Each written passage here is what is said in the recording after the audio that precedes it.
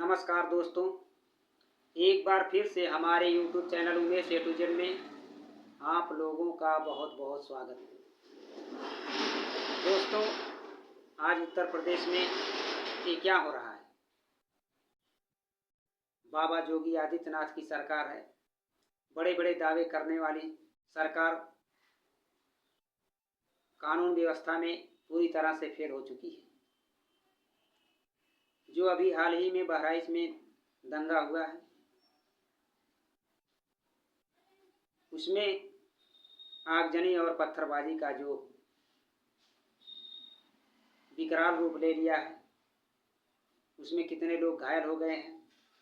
Police प्रशासन उसे रोकने के लिए विफल रहा है। पुलिस प्रशासन उसको नहीं रोक पाई और बाबा योगी आदित्यनाथ तो बड़े बड़े दावा करते रहे हैं। उनकी सरकार में जितना दंगा फसाद हुआ है, मैं समझ रहा हूँ कि उतना दंगा फसाद किसी के सरकार में नहीं हुआ है। और दावा भी करते हैं कि हमारी सरकार में कानून व्यवस्था चुस्त और दुरुस्त है। पुलिस की निष्क्रियता को देखते हुए ऐसा अनुमान लगाया जाता है कि पुलिस दंगा फसाद को रोकने के लिए नाकाम रही है। कितने लोग उसमें घायल हो गए हैं और दहशत का माहौल बना हुआ है। पुलिस और पीएससी बल के जवानों ने भी वहाँ के स्थानीय एसडीएम, डीएम और एसपी सारे लोग इस घटना को रोकने का बहुत प्रयास किए, फिर भी ये घटना रुक नहीं पाई।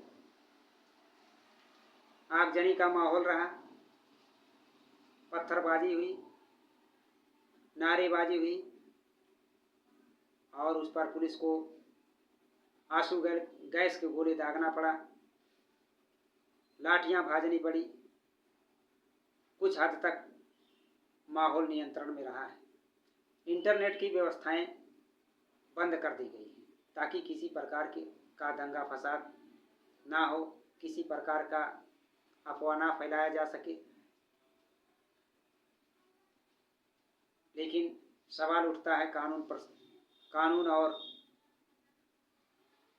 सत्ता शासन का कि बाबा योगी आदित्यनाथ बड़े बड़े दावे करते हैं कि हमारी सरकार में कोई भी अपराध करेगा या अपराधी प्रवृत्ति का व्यक्ति रहेगा तो उसको प्रदेश छोड़कर या तो बाहर भागना पड़ेगा या उसका इनकाउंटर होगा। लेकिन अपराधियों को संरक्षण देने वाली सरकार, मनुवाद की बात करने वाली ये सरकार, गरीब और अमीरों का भेदभाव करने वाली सरकार, लोगों को न्याय दिलाने की बात करती है, वहीं गरीब व्यक्ति को न्याय नहीं मिल पाता है। गरीब व्यक्ति दर दर की ठोकरें खाता है, पुलिस प्रशासन उसकी कोई सुनवाई नहीं करता है, यहाँ तक कि उसका एफआईआर तक नहीं लिखा जाता। बताइए, बाबा योगी आदित्यनाथ बड़े बड़े दावे करते हैं कि हमारी सरकार में किसी प्रकार का कोई दंगा फसाद जो करेगा तो उसको जेल के सलाखों के अंदर कर दिया जाएगा।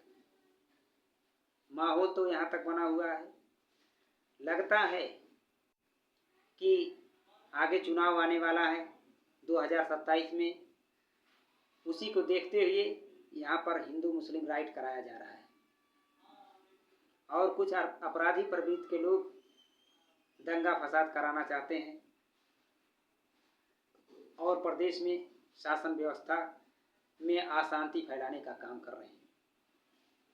सरकार क्यों नहीं उनके ऊपर कार्रवाई कर रही है? सरकार ने आदेश दिया था पूरे प्रदेश में डीजे के ऊपर रोक लगाने के लिए, धार्मिक स्थलों पर लाउड स्पीकर को हटाने के लिए, धीमी आवाज में बजा और परमिशन के साथ धीमी आवाज में बजाने के लिए। इसकी सच्चाई पूरे प्रदेश की जनता जान रही है कि सरकार कितना नियम बनाती है और किन नियमों पर चलती है, और सत्ता शासन कितना सक्रिय है, पुलिस प्रशासन कितना सक्रिय है, इसको समझने की ज़रूरत है। बाबा योगी आदित्यनाथ तो यहाँ तक दावा करते थे, ये भी आदेश दिए थे कि बाजार से 100 मीटर की दूरी पर शराब का ठेका चलेगा। लेकिन क्या शराब का ठेका बाजार से 100 मीटर की दूरी पर चल रहा है? बाबा योगी आदित्यनाथ तो ये भी कहते थे, जो गौ कसी कर रहे हैं, जो गौ हत्या कर रहे हैं, उनके खिलाफ सख्त से सख्त कार्रवाई की जाए। लेकिन क्या यह रुकी है? और यही जो अपने आप को हिंदू बताते हैं, यही लोग गौ हत्या करवाते हैं। क्या ये सब सही है? ऐसे व्यक्तियों को जेल के सलाखों के पीछे क्यों नहीं डाला जाता? ऐसे व्यक्तियों के ऊपर क्यों नहीं सरकार कार्रवाई करती है? योगी आदित्यनाथ जी तो पूरे प्रदेश के मुख्यमंत्री हैं, सबके मुख्यमंत्री हैं, सबके लिए काम करेंगे और जनता में विश्वास पैदा करने के लिए जनता को न्याय दिलाएंगे, जनता के लिए काम करेंगे, ऐसा सभी लोगों ने सोचा था और उन पर भरोसा जताया था। लेकिन अब देखना है कि बाबा योगी आदित्यनाथ जनता की कसौटियों पर कितना खरा उतरेंगे। क्या मनुवादियों की रीढ़ की हड्डी को बाबा योगी आदित्यनाथ तोड़ पाएंगे? जो अपराध कर रहे हैं, अपराधी प्रवृत्ति के लोग, क्या उनको निष्पक्ष होकर उनके ऊपर कार्रवाई करेंगे? बाबा योगी आदित्यनाथ निष्पक्ष होकर अगर कार्रवाई करते, सही ढंग से शासन और सत्ता देते,